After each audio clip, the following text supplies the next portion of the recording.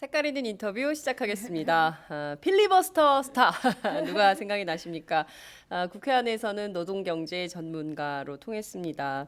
기억해 보면 19대 국회 안에서 늘 박해받는 노동자 편, 그리고 도시 서민 편, 세월호 가족들 편, 주로 약자 편에서 정치를 해오신 정치인이 있죠. 바로 19대 국회 환경노동위원회 위원이신 더불어민주당 은수미 의원이신데요. 안타깝게도 지난 총선에서 똑 떨어졌죠. 새누리당 신상진 의원에게 4.5%포인트 차로 낙선을 했습니다. 저희가 지난 17일 광주 가시는 기차 KTX 에 오른 은수미 의원님 연결을 했는데 전화 소리가 잘 안 들려가지고 저희가 이번에 다시 또 이번에는 정말 잘 들을 수 있는 스튜디오로 직접 모셨습니다. 은수미 의원님 나오셨습니다. 어서 오세요. 예, 반갑습니다.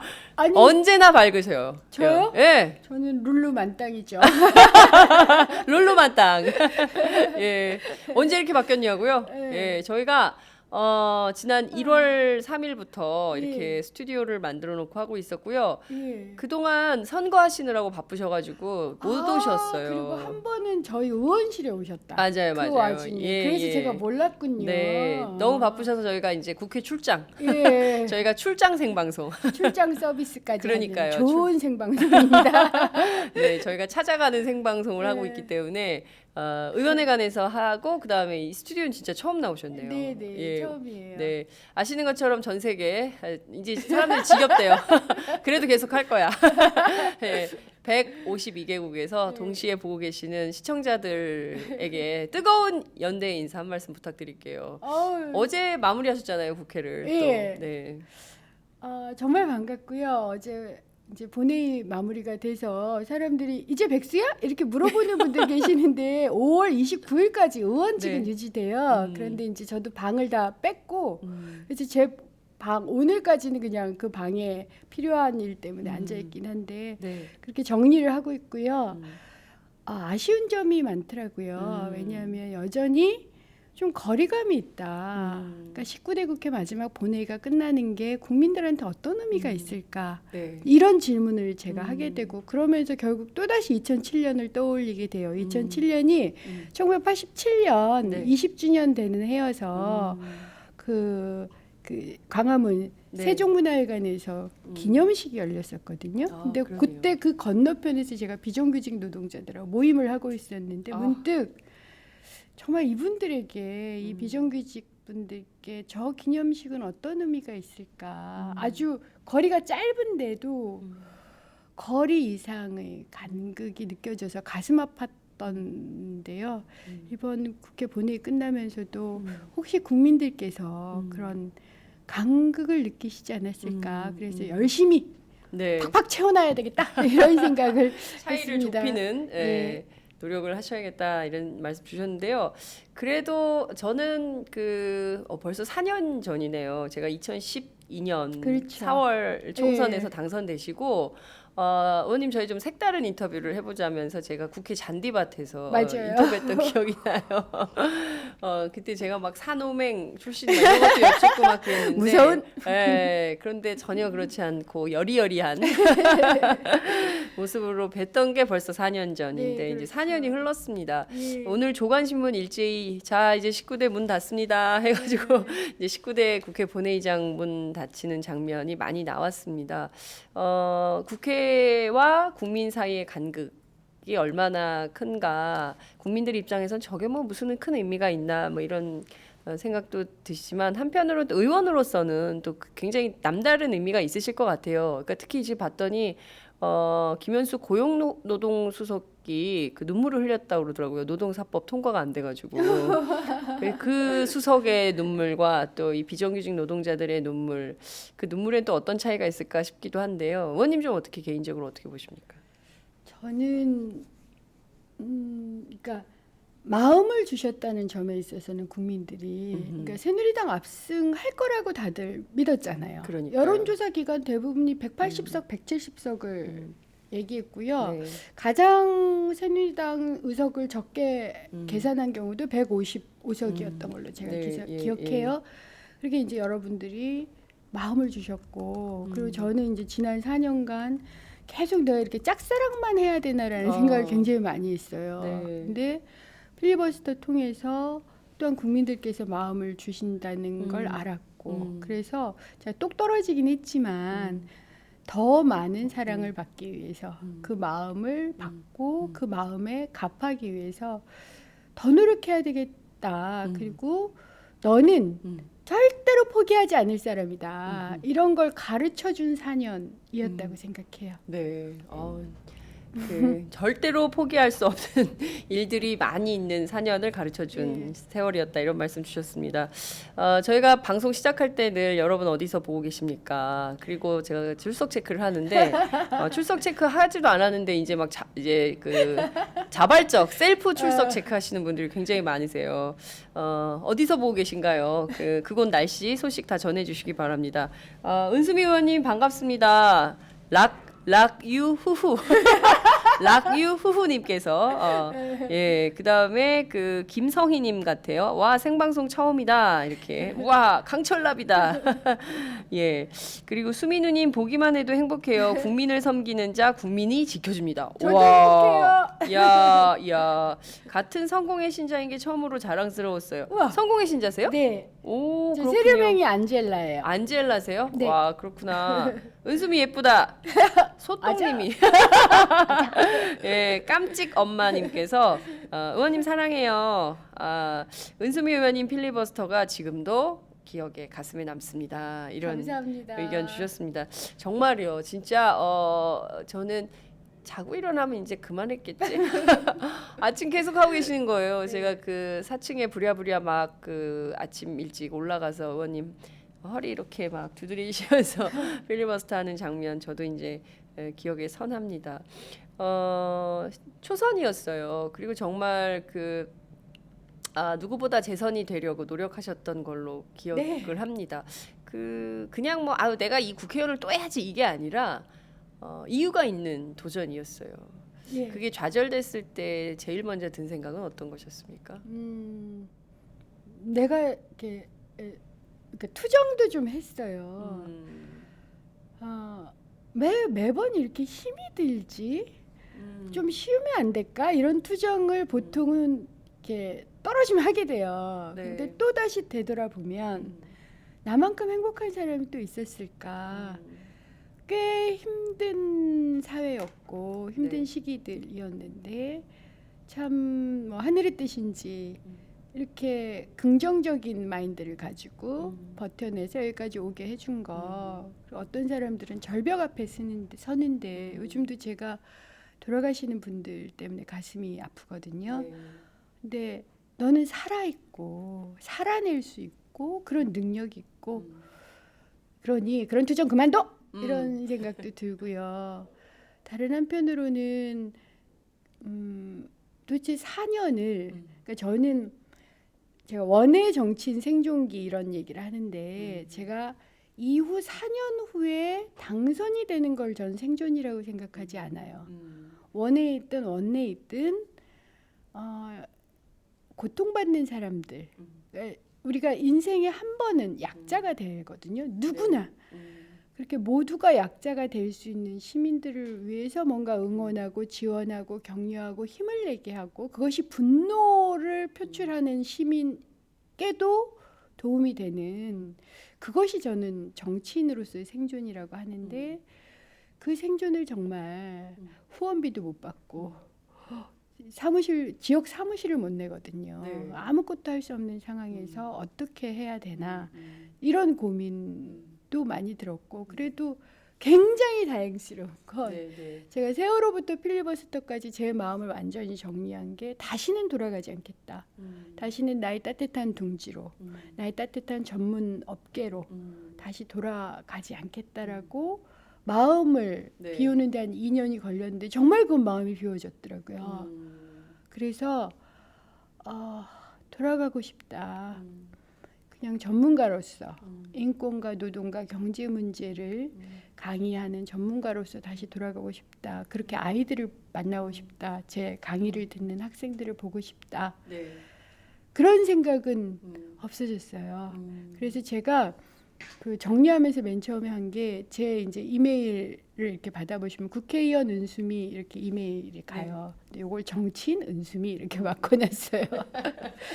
그래서 정치인으로 살려고요. 네. 아 정말 제가 이렇게 생각해 보니까요. 오늘 아침에 저희가 이제 김현 의원 인터뷰를 하고 예. 이제 은수미 의원님 만나고 있는데 공교롭게도 2014년 세월호 이후에 그해 여름도 올해도 굉장히 더운데 그해 예. 여름도 무지하게 무지하게 더웠어요. 더웠어요. 그때 이제 국회에서 그 세월호 가족들하고 함께 싸우던 두 분이 그때 이제 막 정말 김현 의원은 막 경찰하고도 막 싸우시고 그쵸. 문 열어 막 지금 뭐 고혈압 약을 못 넣고 이게 말이 됩니까? 막 문 여세요 막 이래 그리고 의원님 못 들어오시고 그 장면이 갑자기 떠오르네요. 안타깝게도 정말 그 약자 편에서 열심히 활동하시던 눈에 띄던 두 여성 의원이 둘 다 20대 국회에 입성하는데 좀 그 아쉽게 못 들어가게 되셔서 갑자기 막 속상하다. 죄송합니다. 속상하게 해드려서. 아니 그러니까요. 그런 좀 생각이 좀 듭니다. 그 해마다 5.18은 또 좀 많은 국민들 특히 이제 그때 대학을 다녔던 청년 계층 지금은 586이 됐죠. 그런 분들에게는 또 굉장히 다른 의미가 있을 텐데요. 의원님 올해도 지난번에 저희가 광주에 가시는 길이라고 예. 들었어요. 그 5.18 매역 참배하시고 예. 오신 건가요? 네, 예. 네. 그러니까 5월 18일에는 참석을 못했고 5월 17일 날 미리. 저는 미리 뭐 행사도 있었고 거기에 네. 참석도 하고 해서 미리 금남로도 좀 돌아보고 그리고 미리 치르고 올라왔는데 그 임을 위한 행진곡 때문에 논란이 많잖아요. 네네. 이제 그걸 못 부르게 한다 이런 얘기를 들으면서 제가 든 생각은 레미제라블이에요. 레미제라블. 왜 레미제라블을 떠올리냐면 여러분 레미제라블 아시잖아요. 네, 그 네. 노래도 아시죠. 네네. 그 Do you hear the 예, people sing 뭐 예. 이런 그 네. 유명한 노래도 아시고 그 놀라운 뭐 오페라나 뮤지컬이나 혹은 원작도 굉장히 멋있죠. 왜 그 생각이 떠오르냐면 그러니까 그게 그 레미제라블에서 바리케이트 앞에 있는 그 노동자들이 제 기억으로는 1831년 리옹 방직 노동자들이 봉기를 했어요. 그래서 노예로 살 것인지 시민으로서 죽을 것인지 그래서 거의 800여 명 전원이 다 죽어요. 그래서 근데 그런 역사를 어느 나라에서는 계속 살려내는 거예요. 그래서 문화적 컨텐츠로까지 그래서 전 세계적으로 알리는 반면 어느 나라에서는 노래도까지도 못 부르게 할 정도로 지우려고 하는 거지요. 그게 한국과 유럽의 인권이나 노동 문제, 뭐 민주주의 수준을 말해주는 것 같아서 언젠간 우리도 5.18을 레미제라블처럼 아이들한테 알리고 시민들을 교육하고 함께 대화하면서 그 의미를 되새기는 그런 걸 만드는 정치를 해야 되겠구나. 그래서 정말 안타깝기도 하고 미안하기도 하고 속상하기도 하고 거기다가 또 전두환 대통령께서 5.18 발표 안 그러니까. 했다. 아주 염장을 지르셨어요. 그게 정말 범죄자인지 아닌지 전 네. 조사하고 범죄자라면 네. 더 이상 대통령으로 불러서는 안 된다고 생각해요. 어떻게 부를까요, 그러면? 그러니까 범죄자가 이제 확실히 되면 네. 그럼 그냥 범죄자였지 범죄자라고. 않았습니까? 예, 살인죄가 적용된. 그렇죠. 사면복권 돼서 좀 그런가요? 그렇죠. 전 그 문제를 다시 거론해야 된다는 생각이 들 정도. 그거 잘못된 선택이 아니었나 하는 생각이 드는 거예요. 왜 우리가 사면복권을 네. 했어야 하는지. 그렇군요. 그런 것도 좀 가슴이 아팠고요. 네네. 근데 어쨌든 좋든 싫든 5.18부터 그 이후 혹은 그 전후 역사를 네. 우리도 좀 레미제라블처럼 대작으로 만들어서 뮤지컬로도 공연을 해보고 네. 단지 가슴 아픔이 아니라 네. 그때의 민주주의에 대한 헌신 그리고 그 아름다웠던 젊은 영혼들 이런 걸 보면 레미제라블을 볼 때 노동자 800명이 몰살당했지라고 기억하지 않잖아요. 네. 그렇게 좀 만들고 싶다. 좀 아직 정치가 해야 될 일이 굉장히 많이 있는 것 같습니다. 그러니까 그 이제 자체 걸음마도 안 한 거죠, 정치가. 걸음마다 아직 그러니까 10년이라는 민주정부 10년 기간 동안 굉장히 많은 성과를 이뤘다고 생각을 했는데 꼭 그렇지만은 않은 것 같고 어찌 보자면 그것은 뭐 음식에 비유하자면 초벌구이 뭐 이런 거에 불과했던 거 아니냐 뭐 이런 생각마저 들어요. 맞아요. 그러니까 5.18 기념식 때 저희가 봤더니요. 그러니까 뭐 정당 사회단체에서 오신 분들은 다 일어나서 제창을 했지만 황교안 총리 마지못해 일어나서 입을 쿡 다물고 계셨거든요. 그래서 그 장면이 다 이제 생방송으로 나가고 그랬는데 그런 태도인 거죠. 정부가 국가기념일 행사를 하면서 굉장히 맞득지 않은 표정으로 와서 앉아 있는. 그러려면 왜 왔냐 이런 시민들의 비판도 있었어요. 그렇죠. 음, 그러니까 하나의 정부여야 되는데, 네. 그러니까 당이 어떻든 네. 자기의 가치가 어떻든 국민을 위한 하나의 정부, 하나의 총리여야 되는데 네. 자기 당파에 따라서 음, 그런 태도를 취하는 정말 그게 당파적인 거죠. 그런 당파적인 미흡하고 미숙한 그런 총리를 갖고 있다는 건 정말 불행이고요. 네. 앞으로 그런 사람이 총리 되면 안 돼요. 저는 개혁적인 사람이든 보수적인 사람이든 합의된 가치, 합의된 문화, 합의된 제도와 관행에는 준수해야 된다는 거예요. 그게 맞죠. 그러면 황교안 총리는 합의된 가치, 그러니까 어쨌든 국가 기념일로 그럼요. 지정을 했기 때문에 지정을 이것은 했고 당연히 합의된 가치지 않습니까? 그럼요. 그럼 그에 응당한 역할을 해야 되는데 황교안 총리는 그거를 어긴 총리가 되는 겁니까? 미숙한 사람, 미숙한 분이신 거죠. 아주 죄송하지만 네. 그런 미숙성을 드러내는 게 보수를 위해서도 좋지 않아요. 음, 그러니까 국민을 너무 무시해서는 전 안 된다고 생각하는데 압도적으로 야당을 찍어준 국민이 네. 있어요. 네. 제가 항상 4년 내내 기울어진 운동장에 네. 종편 때문에 절대 이길 수 없다라는 그 정치 구단들의 얘기를 들었음에도 불구하고 국민이 한 칼에 그냥 정리를 하셨잖아요. 팟캐스트가 종편을 이겼죠. 네. 네. 그러니까 그런 국민을 무서워해야 되는 거죠. 그래서 본인의 가치관은 그럴지라도 그 가치관을 제가 바꾸라고 얘기하는 게 아니에요. 공인으로서 사십시오라고 부탁을 드리는 거예요. 제가 미숙하다 함은 네. 개인적으로 미숙하다는 게 아니에요. 보수 당파의 사람으로서 미숙하다는 게 아니라 공인으로서 미숙한 사람이라는 거죠. 공인으로서 미숙한 민주주의를 보장해야 될 사람, 그런 책임과 의무를 가진 사람으로서 미숙하다고 말씀을 드리는 겁니다. 네. 보수당파일 수 있죠. 그렇지만 국가가 합의한 그렇죠. 행사에 와서는 거기에 걸맞게 행동하는 게 그것도 예의 아닙니까? 그리고 역사가, 그러니까 우리가 참 그것이 누가 세웠든 누가 네. 쌓았든 사회가 역사라는 게 있고 기록이라는 게 있잖아요. 네. 기억이 있고 가치가 그렇습니다. 있고 그걸 무너뜨리는 거예요. 돌을 빼버리는 거잖아요. 그런 짓은 하지 마. 그러지 않아도 해결해야 될 게 많은데, 네. 그러니까 뭐 불평등 문제나 네. 재벌 문제나 해결해야 될 게 많은데 밑에서 딴 돌을 빼는 딴짓을 해버리면 네. 정작 해결해야 될 건 또 해결도 못하고 또 여기로 돌아가서 네. 너 왜 그 돌 뺐니? 그러니까요. 그럼 안 돼라고 애 가르치는 것처럼 교육을 시켜야 되잖아요. 그러니까요. 지금 보면 너무 뭐랄까 말씀하신 대로 애 가르치는 식으로 해도 말을 안 들어 그 애가 미치겠어요. 지금 보면 새누리당이 지금 친박 비박 나눠서 싸우는 것도 예. 그렇고요. 그리고 이제 기념곡 노래 재창하는 문제를 가지고도 막 갈등하는 것도 그렇고요.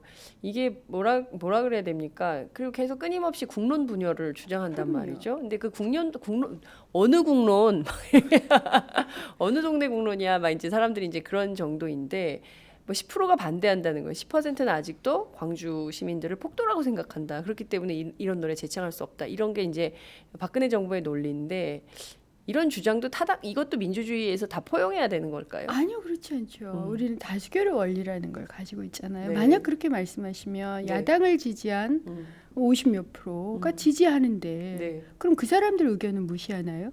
그러니까 소수자의 의견을 존중하죠. 그래서 우리가 소수자들이 예를 들어서 광주에 대해서 뭐라 얘기하는 데서 웬만히 다 수용을 하잖아요. 네. 하지만 다수결의 원리에 의해서 대한민국의 기념일로 결정이 됐다면 네. 그걸 따라야죠. 왜 그걸 그러면 만약 소수 의견만 보장해야 된다 그러면 국회에서 왜 직권상정은 하셨고 예를 들어 테러법에 대해서 네. 직권상정을 하셨고 왜 그 행동을 하시냐고. 그러니까 저는 염치가 좀 있고 네. 일관되자. 다른 걸 많이 바라진 않아요. 그러니까 제 말이 옳다고 얘기하는 것도 아니고요. 네. 우리가 같은 가치관을 가져야 된다 이렇게 얘기해도 안 해요. 너무 재미없죠. 네. 우린 서로 다른 가치관을 가지고 그것에 대해서 주장할 자유와 권리가 있어요. 네. 다만 합의가 되면 그 순간에 있어서는 존중을 하는 게 그게 공인이고 어른이죠. 그러니까요. 지금 보면 또 다른 차원에서의 가치관의 갈등이나 혼란 이런 것들도 굉장히 많이 있는 것 예. 같아요. 이른바 그 여성 혐오 범죄 너무 끔찍하지 않습니까? 예. 지금 추모 행렬이 계속 이어지고 있는데요. 문재인 대표도 이 혼자 조용히 다녀오셔서 화제가 되기도 했습니다. 그동안 이제 일베 뭐 이런 데들이 그야말로 그냥 정치적으로만 우익, 예. 보수, 이른바 이제 뭐 광주를 폭도라고 하고 어제 뭐 지만원 씨 재판도 있었지만 이제 그런 사람들이 있긴 한데 그게 이제 범위를 뛰어넘어 정치에서 사회 영역으로 와서 여성 혐오까지 번지는 거 아닌가라는 여성 고민? 혐오는 꽤 오래됐어요. 사실은 걱정을 했고요. 네. 그래서 제가 그것 때문에 이제 제 트위터에서도 한바탕 네. 그 탐나가 난리가 났었더라고요. 어제 오, 새벽까지가. 그래요. 그런데 저 같은 경우는 작년에 이게 심각하다라고 생각해서 한번 빅데이터 분석을 그 자료를 받아봤었고요. 여성 혐오 관련해서. 예. 그래서 제가 트위터에 올렸어요. 살짝 그 도표만. 근데 2012년 대비 2016년 여성 혐오 언급량이 21.5배 정도가 높고요.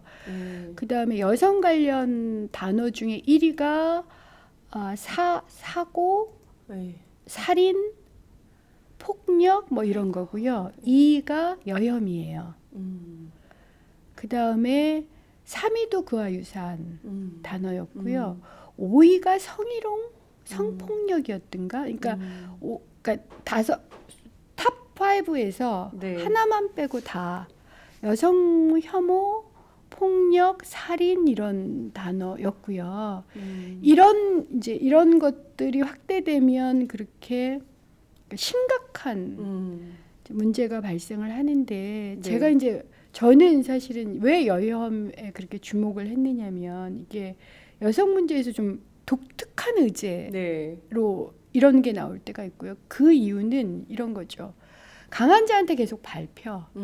그럼 밟힌 경험이 있는 약자들이 네.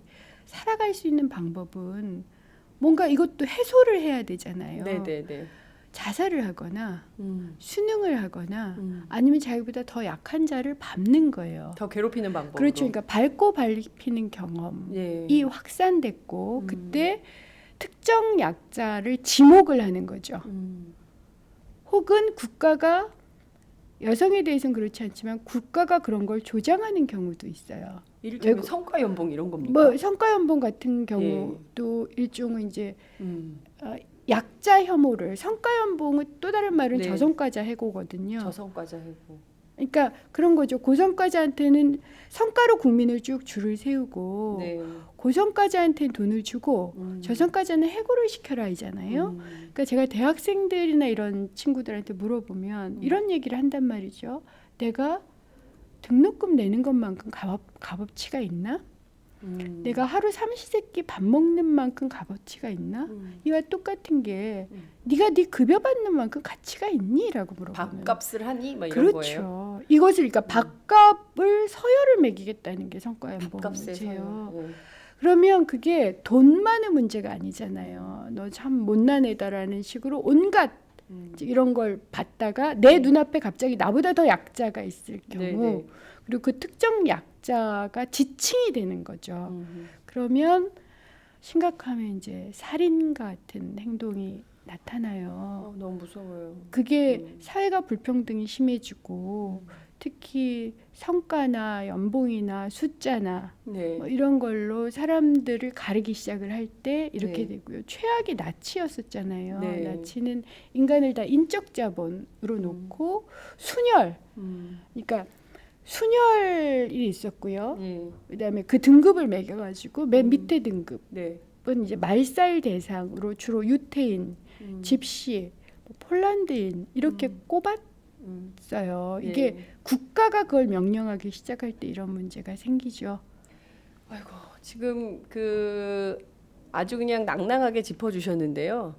이 보통 심각한 문제가 아닌 것 같습니다. 굉장히 이게 다 심각한 엮여 있는 엮여 있는 문제인 문제예요. 건데요. 저희가 사실 5.18 얘기하면서 인권 얘기하면서 이제 여기까지 여성 혐오까지 온 건데, 이게 뭐 비단 갑자기 어느 날 갑자기 우발적으로 사이코패스가 벌인 범죄다 이런 게 아니라면, 그리고 이제 도처에 그런 게 굉장히 많이 있어요. 그러니까 뭐 군대와 관련해서도 군대는 남자들만 왜 가야 되느냐 뭐 이런 식의 논리를 펴는 젊은이들도 굉장히 예. 많고요. 그 관련해서 막 극단적으로 막 현장에서 막 항의하고 비판하는 예. 사람들도 있고요.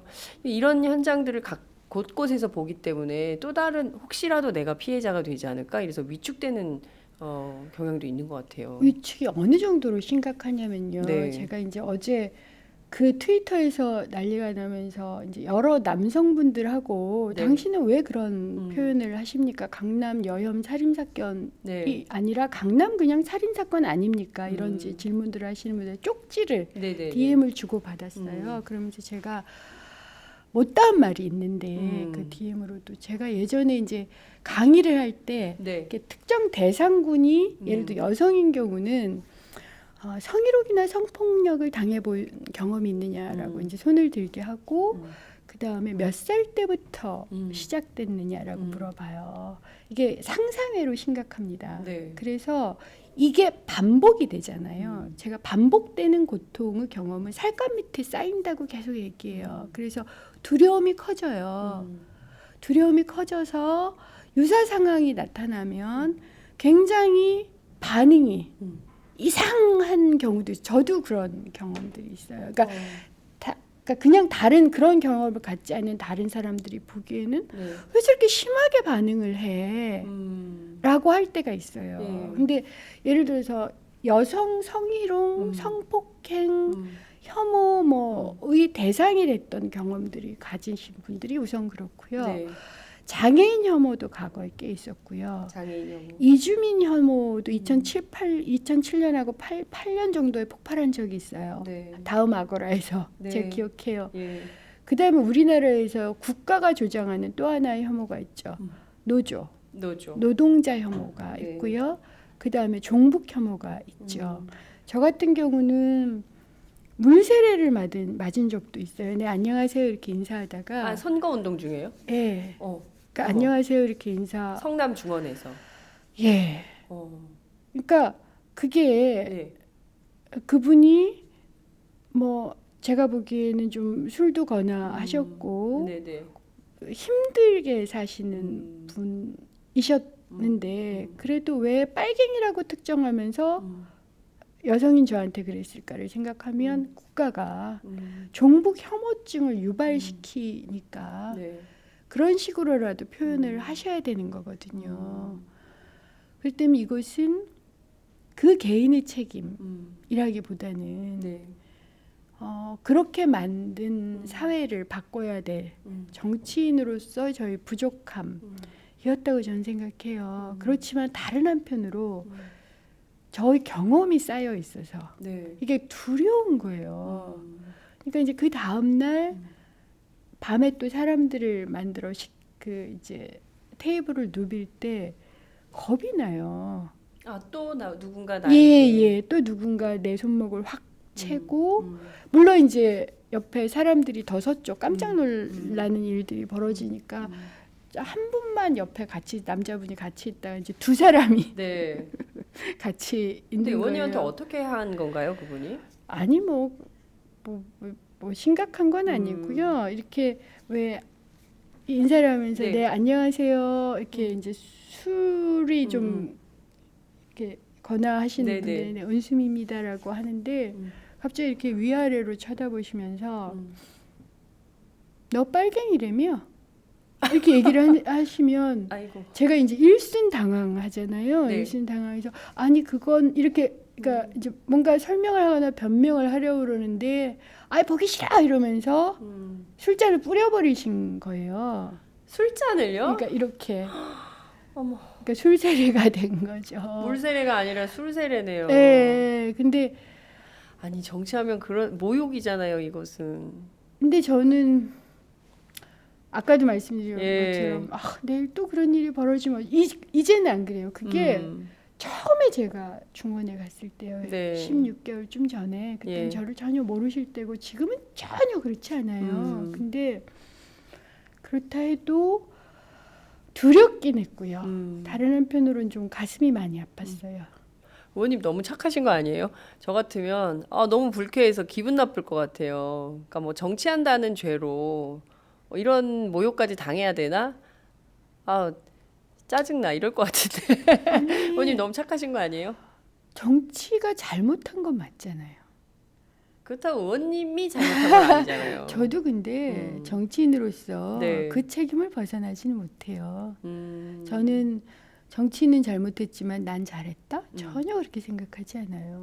그러니까 제가 왜 그런 생각? 저희들이 볼 때는 의원님 잘하신 것 같은데. 부족한 거죠. 그러니까 제가 이제 정치인을 크게 세 가지 부류로 나누거든요.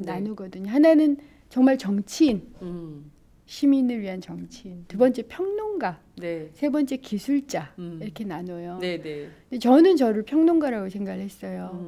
지난 4년 내내 거의. 왜 평론가라 하면 뭐냐면 말은 잘해. 네.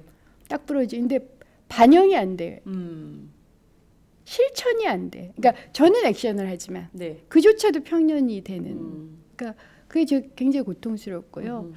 기술자라 하면 어떻게 하면 표를 얻는지, 어떻게 하면 라인을 서는지, 네. 자 총선과 대선이 임박해 왔으면 어느 공천에 서야 되는지, 어떻게 조율할지, 어떻게 타협할지. 그러니까 저는 정치는 타협이다라고 말하는 것은 굉장히 정치를 혐오스럽게 만드는 거다라고 생각해요. 물론 타협의 기술은 필요해요. 네, 네. 하지만 그건 정치의 본령이 아니잖아요. 네.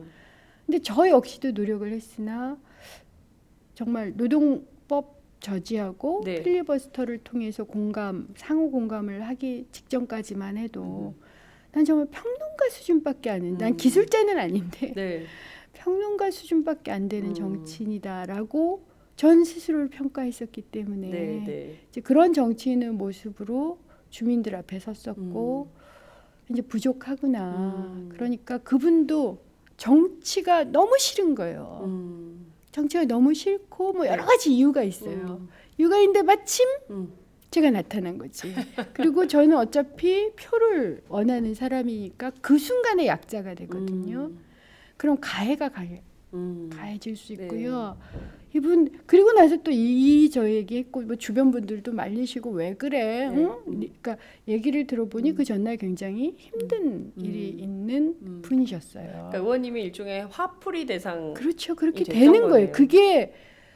그게 이런 혐오 살인 같은 걸 만든다고요. 이분도 너무 힘든 거죠. 그래서 물론 가해자는 응당한 처벌을 받아야 되지만 그 사람만의 책임, 그러니까 사회가 얼마나 성숙했느냐는 어떤 사건이 벌어졌을 때 이게 100% 그 사람의 책임인지 50% 책임인지 40% 책임인지를 판단할 수 있는 능력이에요. 네. 우리 사회는 너무 불평등하고 너무 어려워서 어떤 사건이 일어났을 때 100% 그 사람의 책임이라고 하기가 매우 어려운, 심지어는 이 사람의 책임이 10% 20%일 수도 있는 그런 일들이 꽤 많이 생겨요. 그렇군요. 지금 사실 그런 일들이 외국에서나 있는 줄 알았어요. 그런데 어느덧 우리나라에도 여성 혐오 살인 이런 게 가해지면서 많은 국민들이 정말 특히 이제 여성들 엄마들 같은 경우에는 야 저녁 늦게 어디 뭐 이런 데 가지 마라 막 이런 그러니까 그 예전에 옛날에 뭐 그런 성폭력 사건 하나 큰 사회적 사건이 있으면 뭐 이렇게 여성 스스로 이렇게 자기 단속하는 수준으로 여전히 뭐 그런 수준에 머물러 있는 거예요. 그래서 너무 답답한 게 있는데 여하튼 저희가 이제 그런 문제들을 좀 깔고 얘기를 좀 더 진전시켜 나가 볼게요. 현안이기도 한데요. 앞서 성과연봉제는 저성과자 해고다 이런 말씀을 해주셨는데 정말 제가 그 매일 신문을 보는데 계속 저성과자 해고가 나오다 어느 날 정부가 이름표를 바꿨어요. 바로 성과연봉제라는 이름표를 바꿔서 좀 그럴싸해 보이고 국민들 입장에서는 아니 뭐 당연히 일 열심히 하고 많이 하는 사람은 돈을 더 주고 일 안 하고 뭐 놀고 이런 사람들은 깎아거나 뭐 그만두게 해야 되는 거 아니야? 그게 너무나 당연한 자본주의 원리 아니야? 이렇게 생각들을 하는데 실제 속내는 그게 아니라는 거죠. 그럼요. 예. 저전까지 어떤 건지 설명을 좀 해주세요. 이런 거예요. 저도 이제 성과급제 당해본 사람인데 네. 제가 의원 되기 전에 네. 있었던 곳도 성과연봉제 노동연구원. 예, 성과연봉제를 다 도입을 했어요. 이미 상당수가 도입이 돼 있어요. 그 그래서 공공기관의 성과연봉제가 다 도입이 돼 예, 있다는 거죠. 그래서 SABC D로 나눠요. 어. 나눠서 이제 등급을 매기는 거예요. 네. 근데 이제 제가 굉장히 힘들었던 게 네. 제가 주로 이제 현장을 돌아다니고 노사관계를 조율하는 일을 해요. 그러면 어떤 일은 굉장히 시간이 많이 걸리잖아요.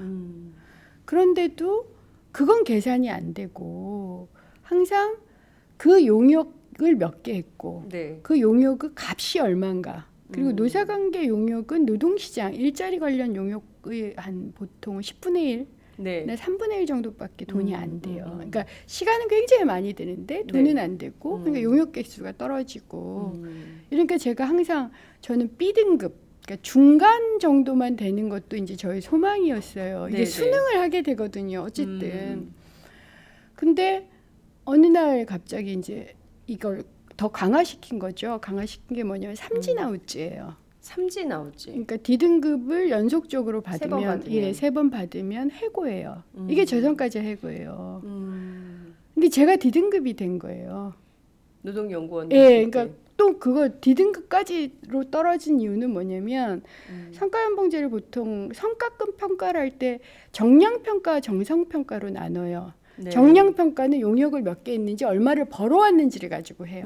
그래서 그건 차이가 별로 안 나요. 아하. 제가 한 중간 혹은 중간 약간 아래 정도 1년에 용역을 가장 많이 했을 때 제가 12개를 한 적도 있으니까 1년에 12개요? 예, 월화수목 금금금으로 일을 했고 365일 중에 300일 이상을 출근을 했어요.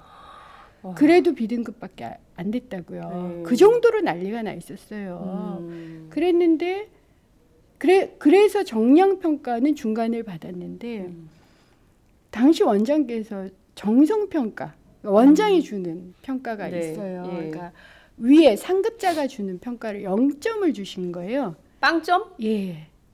저만 준 것도 아니에요. 또 그럼 불공정하다고 할까봐 8명을 줬어요. 네. 그래서 우리가 0점 클럽이라는 걸 만들었는데 이 8명 중에는 원래 S등급 받던 분도 계시고 그분은 그때 이게 제가 기억하기로는 노동연구원 이때 이게 파문이 굉장히 심각했어요. 사회적 문제도 됐고. 그렇죠. 그때 이게 그 정권에 대해서 비판하는 논문 연구 보고서 그러니까 숫자를 맞춰주지 않아서 그래요. 아. 그러니까 정권이 원하는 숫자가 있잖아요. 네. 아 근데 그래요? 정권이 원하는 숫자라는 게 뭡니까? 예를 들어 박근혜 정부는 고용률 하면 몇 프로 이렇게 나오는 숫자를 원하죠. 그래서 원래 노동연구원의 공신력으로 그렇죠. 쓸 수 있는 인 숫자. 그러니까 그리고 그게 원래 언론에 이제 막 그럼요. 되고. 그걸 줄 수 있어요. 제가 항상 말씀드리는 게 숫자는 그러니까 참조만 하시고 네. 조작이 가능해요. 그래서 세계에 3대 거짓말이 있습니다. 거짓말, 네. 새빵갈 거짓말, 통계. 굉장히 유명한 말이에요. 통계까지. 통계는 고문을 할 수 있어요. 그래서 원하는 숫자를 맞춰드릴 수 있죠. 4대강 통계 같은 것도 다 그렇게 나오는 경우가 네. 많아서. 근데 이제 그런 걸 안 해줬다는 이유로 제가 그 당시 경향신문 또 1년 6개월 동안 칼럼을 쓰고 있었는데 네네네. 청와대와 고용부 장관의 지시로 칼럼을 쓰지 못하게 하라라고 했으니 원장께서 네. 그건 그만뒀어요. 그만두라고 그래서. 그런데 그 이상은 제가 할 수가 없었던 상황이었고 그걸 네. 또 저만이 아니라 네. 그럼 못한다라는 동료들이 있었던 거죠. 근데 그 상황에서 이제 0점을 맞으니까 제가 D등급이 됐어요. 네. 그리고 이 D등급을 2번을 맞고 3번을 맞으면 그러니까 3진아웃, 2진아웃 뭐 이게 논란이 되고 있었거든요. 네, 네. 저는 해고가 되는 거예요. 근데 이게 놀라운 게 그 상황에서 나는 훌륭한 연구자야, 성실한 연구자라는 생각이 안 들어요. 아. 내가 부족한 게 아니었을까? 나는 정말 좋은 연구자일까?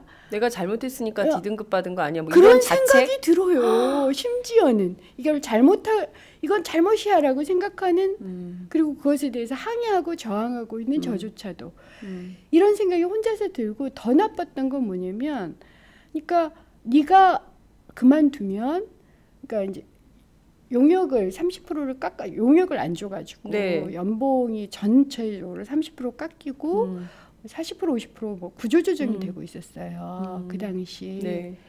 그러니까 너만 그만두면 정상으로 돌릴게라는 얘기를 듣는 거죠. 그럼 동료들한테 피해가 가잖아요. 그게 이명박 정부 때죠? 예, 그래서 이렇게 가슴에 사직서를 가슴에 담고 다녔고요. 이명박 정부 때 이렇게 5년간 수능을 하면 네. 이 박근혜 정부 때는 어떨 것 같아요? 확실하게 기어요. 무슨 뜻인지 연구자들이. 그럼요. 물론 이제 그럴 수밖에 없어요. 아까도 말씀드린 저항을 하는 사람조차도 이게 잘못이 아닐까? 근데 내 동료한테 피해가 되는데라는 생각을 한다고요. 네. 그래서 어떤 일이 벌어졌냐면 갑자기 저더러 비례 제안이 왔잖아요. 네. 그래서 예스를 했어. 네. 그리고 원래 5월 30일부터 의원실로 출근인 거예요. 네. 네. 네. 근데 그 전에 사직서 쓰고 방빼라는 얘기를 제가 들었어요. 연구원으로부터. 그 이유가 뭐냐면 연구원에서는 그러고 싶지는 않은데 위에 눈치가 보인다는 거예요. 위라는 것은 청와대를 얘기하는 예. 건가요? 그러니까 그런 눈치가 보이니까 미리 그만둬 달라. 그래서 제가 당선 발표 전에 그만뒀든가 그래요. 아마 사직서 수리가 언제 됐는지 기억이 안 그렇군요. 나는데 그러니까 의원님 스스로도 그런 이른바 성과 연봉 그리고 저성과자 해고가 어떤 그 폐단이 있는지를 몸소 겪으신 거예요. 근데 이게 지금 이미 공공기관에 하고 있는 거를 거의 대부분 그걸 왜- 강화시키자는 거예요. 얼마나 더 강화를 하자는 겁니까? 이미 그러니까 하고 있는 거를. 예를 들어서 성과, 그러니까 아까처럼 뭐 삼진아웃 하고 있으면 이진아웃으로 바꾸고, 네. 그다음에 성과의 폭을 늘리는 거예요. 그러니까 예전에는 S 등급과 D 등급 간의 연봉 격차가 네. 500만 원이었으면 이제는 1000만 원으로 늘리는 거죠. 아, 저는 그래서 연봉이 30% 삭감되는 상황에서 나왔어요. 그렇구나. 그럼 퇴직금을 손해 보죠. 네. 그렇게 나온 거예요. 정말 너무 심각한데 이게요. 지금 정부가 뭐 앞서 제가 고용노동복지수석 논문 말씀드렸는데 노동사법이 꼭 통과됐어야 되는데 이게 안 돼서 너무 아쉽다. 20대에서는 반드시 이게 통과됐으면 좋겠다 이런 주장을 하는데 문제는 지금 박근혜 정부가 주장하는 이 노동사법이 전반적으로 노동 조건을 굉장히 악화시킨다는 반발에 부딪혀 있는 그렇죠. 거 아닙니까? 불평등을 더 심각하게 하잖아요. 네. 예를 하나 들어보면 네네네. 실업보험 같은 경우도 실업보험의 기본 목표는 실직을 했을 때 네. 안전망을 최소한 6개월 정도는 그렇죠. 보장해 주는 거잖아요. 그래서 수급권이 굉장히 중요해요. 내가 예. 실직을 했을 때 내가 그 대상이 될 수 있어야지. 네. 밑바닥까지는 안 떨어져요. 중간에는 걸쳐주는 거거든요. 예. 위로는 뭐 어찌 될지 모르지만. 예. 근데 그런 권리를 120만 명, 최대 120만 명의 권리를 빼앗는 거예요. 네. 그러니까 권리를 많이 빼앗고 그 안에 들어간 사람들에게는 좀 올려주는 거예요. 그러니까 아주 나쁜 짓을 하고, 그러니까 그러면 고용보험도 양극화가 되는 거잖아요. 그러네요. 받을 수 있는 자와 없는 자가 훨씬 더 간극이 커지는. 아니 무엇보다 지금 막 대량해고 무슨 구조조정 이 얘기 막 나오는 판에 그러니까요. 예. 그런 걸 주장을 했고, 그다음에 네. 기간제나 파견이니까 치킨집 사장하느니 파견해라. 정말 저는 파견공단이라고 이름 붙어 있는 공단이 있어요. 아예 우리나라에서는 안산 같은 공단을 파견공단이라 부르고요. 네. 거기는 파견직 아니면 못 가요. 6개월 1년, 1년 6개월, 2년 단위로 내가 다시 계약을 해야 된다고 상상을 해보세요. 너무 끔찍하죠. 살 수 있겠느냐고요. 그리고 지금도 조선업 구조조정하면서 그런 사람들부터 자르잖아요. 네. 해고 안 해도 돼요. 근데 해고 노동법에 저촉이 안 돼요. 파견 계약을 파견업체하고 원청이 파견 계약을 해지해 버리면 돼요. 그럼 사라지는 해고할 거예요. 필요도 없네. 해고할 해고는 필요가 살인이다 없는 뭐 이런 거. 얘기 뭐 아니에요. 나오지도 나오지도 않게 만드는 게 파견법 같은 거예요. 그리고 이미 55세 이상은 파견법 적용 제외고요. 그렇거든요. 네. 그리고 우리 법에서는 제조업도 이미 파견이 가능해요. 음. 일시적인 업무에 한해서만이지만 네. 지속적이고 장기적 업무를 왜 파견을 해요? 이미 법이 그렇게 돼 있다고요. 이미 많이 열어놨는데 네. 더 열어놓겠다? 음. 거기다가 파견해도 저촉이 안 되는 하청도 있잖아요. 하청. 네. 하청은 파견이 또 아니에요. 네. 그래서 노동법 적용이나 파견법 적용도 못 받아요. 그러니까 지금 말씀하신 내용을 좀 들어보면 전반적으로 노동 조건을 후퇴시키면서 이게 노동 그럼요. 개혁이라고 박근혜 네. 대통령은 주장을 하는데요. 의도가 어디에 있다고 보십니까? 저는 의도라기보다는 네. 맹신인 것 같아요. 맹신? 예, 뭐에 대한 맹신인가요? 그렇게 해야지 경제가 산다는 맹신. 그러니까 노동자의 노동 조건을 후퇴시켜야 그래야지 경제가 산다라는 맹신을 누군가 심어줬어요. 혹은 뭐 그게 언제서부터인지 모르겠는데 사람들은 타인이 상대가 네. 매우 합리적일 거라고 생각을 많이 하시는데 그렇지 않아요. 음. 나 자신도 맹신이 있을 수 있어요. 그러니까 그런 맹신이 있는 거예요. 그래서 믿는 거예요, 실제로. 그러니까 상대가 왜 저렇게 반대하는지 모르는 거지. 맹신을 하면 소통이 불가능해요. 네. 내가 옳으니까.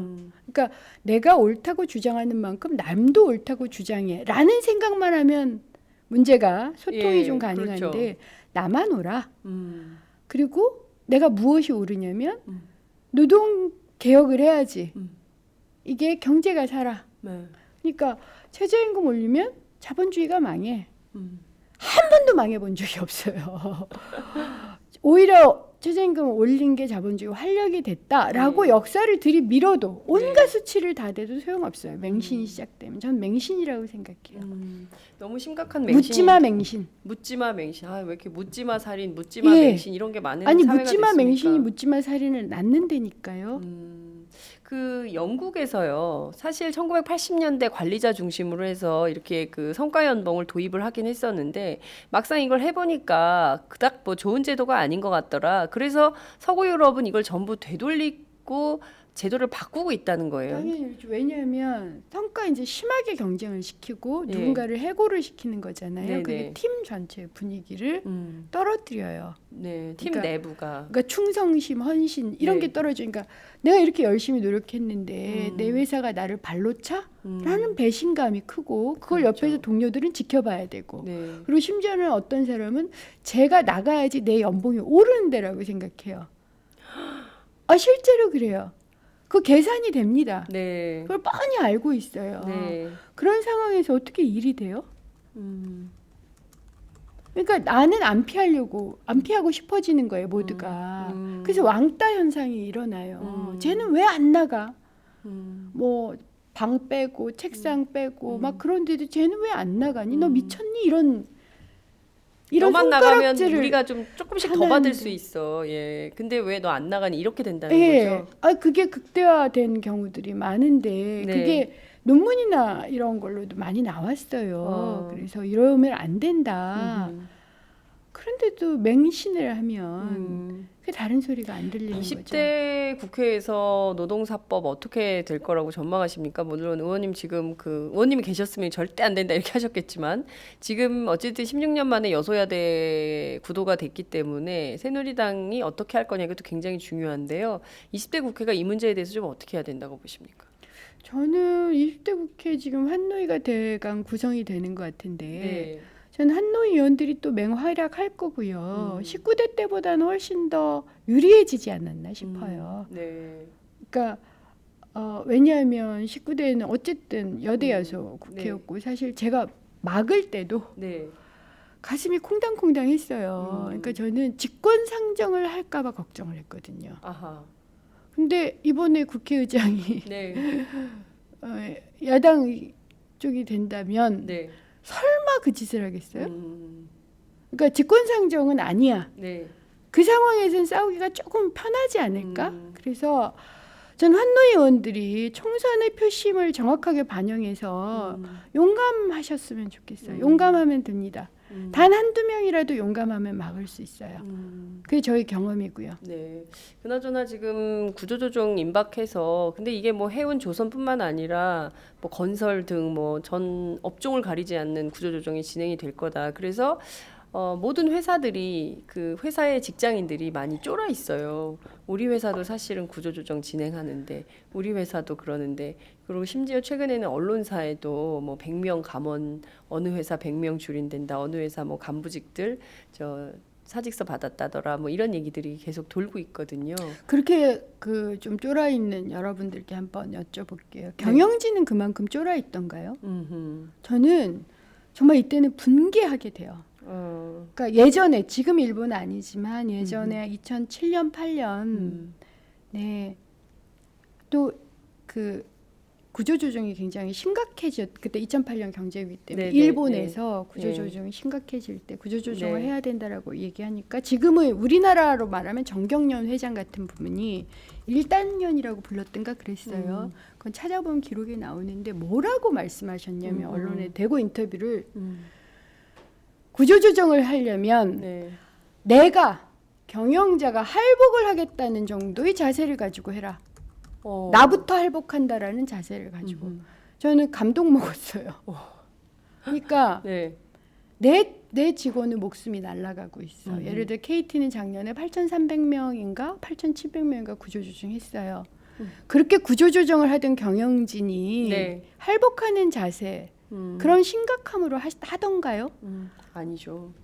경영진이 지금 정말 자기가 위기라고 느끼던가요? 전혀 아니죠. 위기라고 느끼는 사람은 눈빛은 달라요. 위협인 거예요. 위협. 저는 그러니까 국민을 위협하는 기업, 국민을 위협하는 대통령, 국민을 위협하는 경영진이 이 민주주의 사회에 존재한다는 게 참 염치 없고 부끄러운 짓이라고 생각해요. 그러니까 해고는 맨 마지막 수단입니다. 누누이 얘기하지만 네. 그리고 그것을 가르쳐야 되는 건 정치예요. 그것을 기업가, 청와대와 정부에게 가르쳐줘야 되는 것은 네. 정치입니다. 그래서 정말 혼자서 쫄고들 있으시잖아요. 어쩔 네. 수가 없어요. 우리는 네. 노조도 굉장히 적고 네. 그다음에 노혐 형상도 워낙 많고 해서 정치가 방어를 해주세요. 정치가 그러니까 국민이 해고를 당하면 정치인이 할복할 자세로 정치인이 위기를 느끼냐고요. 그건 똑같은 질문을 해야 되는 거예요. 네. 기업의 위기, 그러니까 국민은 지금 삶의 위기를 느끼고 있어요. 네. 그럼 경영진은, 정부는, 정치인은 그 정도 위기를 느낍니까? 자기 발밑이 무너지고 있다고 생각합니까? 그렇지 않으면 그건 거짓말이에요. 근데 실제로 뭐 여러 언론들이 다 지적을 하고 있지만 부실 경영에 대해서는 정부도 기업주도 책임을 안 지고 오로지 모든 책임은 노동자들에게 책임을 전가가 안 지기는커녕 보수를 올려요. 그러니까요. 그러니까 제가 2014년 통계인가 보니까 네. 평균 회사는 망해가는데 자기 월급 더 예, 올린다 마이너스 이거죠? 30% 정도, 그러니까 마이너스 40%인가인데 네. 연봉을 30%씩 올려 그랬어요 오너가. 무슨 돈으로 그렇게 올려요 자기들은? 아우 열받아. 알 수가 없죠. 사내유보금 얼마나 쌓아놨습니까?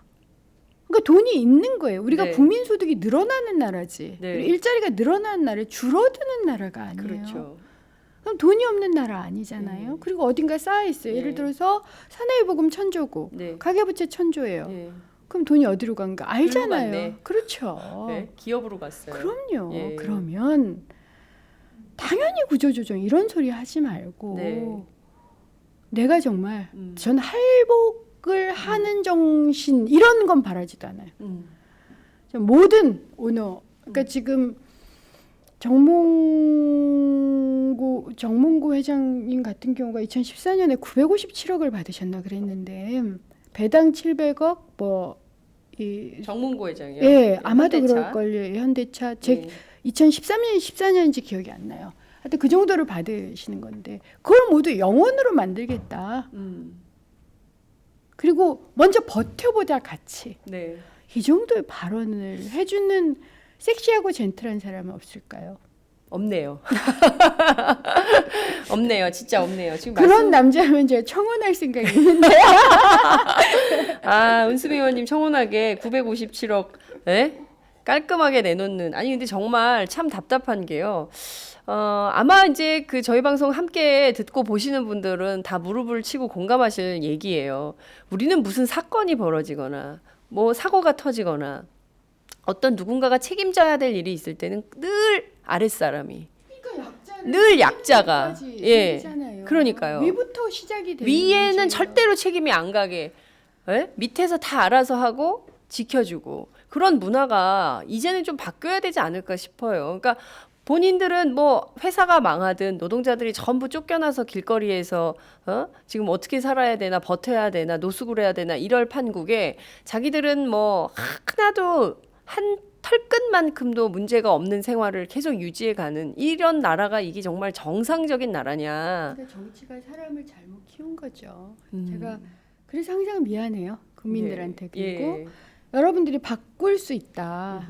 그리고 바꾸려고 노력하는 그 원내이든 정치인들이 있으니 제발 힘을 내고 저는 화를 내는 것도 좋다고 생각해요. 화를 내자. 국민들이 좀 화났다. 그러니까 막 정치를 욕해도 돼요. 네.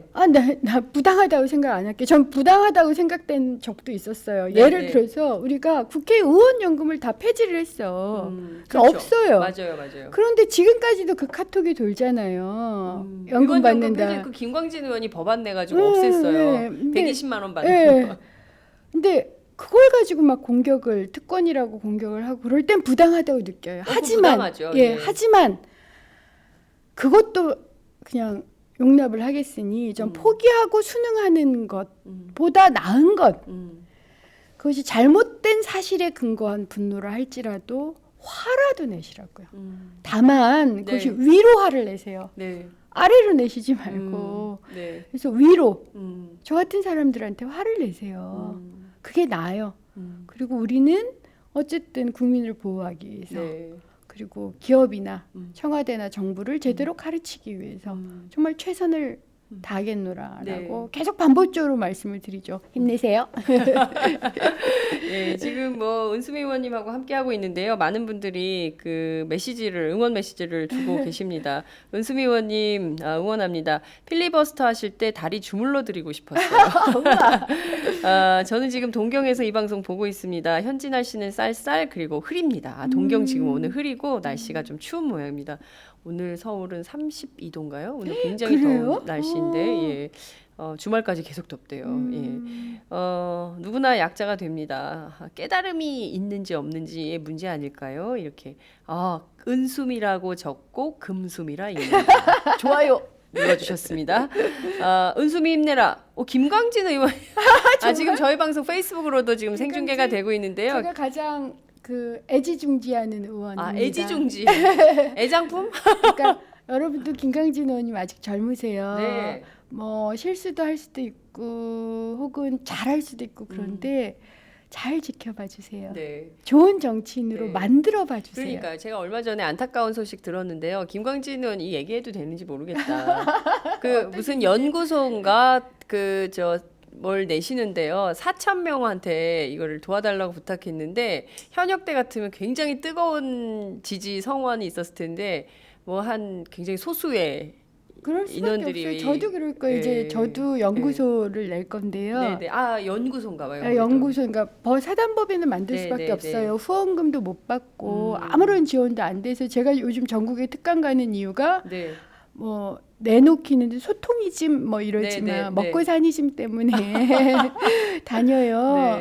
그런데 그러니까 대체적으로 그런 것 같아요. 그러니까 월 얼마 이렇게 필요한 돈이 있는데 그 중에 반 정도는 저 같은 경우는 그나마 강의를 할 수 있어서 버는데 그것도 못하는 사람들은 버티기 되게 힘들고 저도 이제 곧 사단법인 만들어서 공지를 할 텐데 아마 저도 굉장히 그 지원받기가 만만하지 않을 거다. 오늘 이제 아침에 심상정 의원님하고도 말씀을 여쭤봤더니 심상진 의원님도 원에 있을 때 뭐 몇 억 빚을 졌다. 그래서 제가 빚이라도 질 수 있으면 좋겠다 이런 아이고 의원님들 이제 다 빚내 가지고 정치해야 되는 상황이 되는데요. 네. 여러분들 좀 이렇게 도와주시기 바랍니다. 좋은 정치인들이 정치를 해야 우리 생활, 우리 살림살이가 나아질 수 있는 거거든요. 그러니까 정말 의회 안에 있는 의원들 감시하는 것도 중요하지만 좋은 의원들, 좋은 정치인들 후원하는 것도 깨어있는 시민들의 역할이 아닐까 싶습니다. 김광진 의원님도 힘내세요. 이 방송 보고 계신지 모르겠습니다. 은수미 의원님 반갑습니다. 은수미 화이팅 뭐 이렇게 계속. 예, 필리버스터 은수미, 포기를 모르는 악바리 은수미, 지몬미 의원님을 존경합니다. 바른정치를 응원합니다. 은수미 의원님. 차기 노동부 장관에 강추합니다. 서윤원님께서 예. 차기 노동부 장관에 추천하셨어요. 은수미 의원님 보면 설국 열차에서 스피커폰 들고 고함 치던 여자 배우가 생각이 나는 건 저만 그런 겁니까? 뜬금포 날려서 죄송합니다. 정말 뜬금포였습니다. 관심 가지고 보고 있다고 생각해 주세요. 항상 응원합니다. 힘내세요. 응원합니다. 우리가 바라는 국회의원의 모습을 보여주셔서 정말 고맙습니다. 이런 의견 주셨습니다. 지금 아이고 나 참 은수미 의원이 왜 떨어졌냐고 졸다 보니 아침이 왔네. 보내주신 의견 있으셨습니다. 자 많은 분들이 지금 함께 해주고 계십니다. 정말 많은 분들 이제 앞으로 은수미는 어떻게 살까 이런 궁금증, 걱정 뭐 이런 분들도 있으신 것 같아요. 이제 대선은 1년 7개월 남았고 전당대회도 이제 8에서 9월 사이 예. 언제 한다는 겁니까? 도대체 예. 8월입니까? 9월입니까? 모르죠. 추석 전에는 한다 뭐 이런 얘기인데 앞으로 정치적으로 어떤 역할을 하시게 되실지 궁금해하는 분들이 많이 있습니다. 우선은 대선 지자체 선거가 있기 때문에 어찌됐든 어떤 형태로든 도움을 이제 드리고 네. 그 도움을 그러니까 대선에서 야당이 이기도록 도움을 주는 과정이 네. 정치 불신을 없애고 다른 한편으로 국민을 응원하는 과정이어야 된다고 생각해요. 네. 그래서 저도 지금 저를 뭐 지지하고 사랑하는 사람들하고 좀 모여가지고 네. 어떻게 하면 국민이 주신 지명도를 국민한테 다시 돌릴까 이런 정말 뜨거운 고민을 하고 있어요. 네. 그리고 어쨌든 뭐 SNS는 제가 직접 하고 항상 열려 있고 뭐 하루에 몇 분밖에 못 해요. 사실은 뭐 어떨 때는 한 두세 시간 할 때도 있지만 네. 대개의 경우는 뭐 10분, 20분 정도 직접 하는 그러고는 이제 다른 데 돌아다녀야 돼요. 특강해야 되고 이러는데 네. 그렇다 하더라도 그런 모든 수단을 다 동원하고 그리고 여러분의 의견도 많이 들을 거예요. 그래서 어떻게 하면 여러분이 주신 인지도, 지명도를 여러분을 위해서 돌릴까요? 네. 이런 질문을 하고 이걸 해주세요, 저걸 해주세요라는 이제 의견들을 모아서 그 중에서 적절하다고 생각하는 걸 하나하나씩 해볼 생각이에요. 네. 팟짱에 출연료 원칙이 있어요. 현역 의원님들은 저희가 안 드립니다. 왜냐하면 세비를 받으시기 때문에 출연료를 그동안 안 드렸어요. 은수미 의원님도 안 드렸는데요. 5월 29일까지라고요? 네. 저희가 이번부터는 출연료 드릴게요. 우와. 원에 계신 분들은 출연료를 드립니다. 많지는 않아요. 근데 참 저희 고민도 이게 이제 사실 영향력 면에서는 종편 못지 않다라는 걸 지난 총선 때 저희가 확인을 했습니다. 네. 그러니까 종편이 뭐 엄청난 힘이 있는 것 같지만 실제 시청률을 보면 그렇게 많지 않고 이게 막 종편에서 얘기하는 것을 아예 믿지 않는 그룹 집단이 생겼고요. 그리고 또 다른 측면에서는 피로도가 있어요. 아우 시끄러워. 뭐 이렇게 떠드나 이런 게 정말 있는데 시끄럽죠. 예, 반면 팟캐스트 그리고 또 이제 저희 오마이TV 생방송 같은 경우는 현장을 보여드리고 사실을 있는 그대로 전달하고 있기 때문에 그 어떤 언론보다 신뢰도 예. 공신력을 쌓아가고 있는 중인 것 같습니다. 근데 이제 중요한 것은 저희도 이제 여기서 중요한 거는 이를테면 뭡니까? 어떻게 이게 이어져 지속 가능한 모델로 갈 수 있냐 이런 전략이 매체 전략이 좀 빠져 있는데요. 그러니까 그것도 저희가 함께 고민을 하면 은수미 의원님께 더 많은 출연료를 드릴 수 있는 날이 오기를 저도요. 약속하면서 팟짱은 좀 자주 나오세요. 네, 그럴 종편도 때요. 나가시나요? 거긴 출연료를 좀 많이 준다 그러더라고요. 모 종편에서 제안이 왔어요. 아, 그래요? 근데 예. 노했어요. 왜 노하셨습니까? 먹고 사니즘. 먹고 사니즘이긴 하지만 그건 아니었던 종편이고요. 네네. 그래서 저는 우선 저를 끝까지 지지해 주시는 분들이 음흠. 소중하죠. 그러니까 그분들을 모든 의견을 다 듣지만 그분들 의견을 가장 많이 듣고요. 그분들 그러시겠죠. 만약 은수미가 TV조선이나 뭐 네. 이런 데 출연한다? 채널 A 그러면 야, 은수미도 어쩔 수 없구나. 그러니까 저는 저희 지지자분들께서는 보통대로 이렇게 룰루랄라 하지만 네네네. 항상 뛰어넘어주는 걸 저한테 기대하고 뛰어넘지 못하더라도 그걸 위해 노력하는 걸 기대하세요. 네. 왜냐하면 자신이 그러하니까. 네네. 그래서 특별한 이유 없이 무릎을 꿇는다라고 생각하실 것 같아서 네. 그건 노했어요. 네. 그거 꽤 돈이 되는 모양이더라고요. 그러니까요. 종편은 출연료가 세더라고요. 팟캐스트도 언젠가는 출연료가 센 날이 오겠죠. 네. 그날을 기약하면서 의원님 오늘 말씀 여기까지 듣도록 하겠습니다. 네, 고맙습니다. 감사합니다.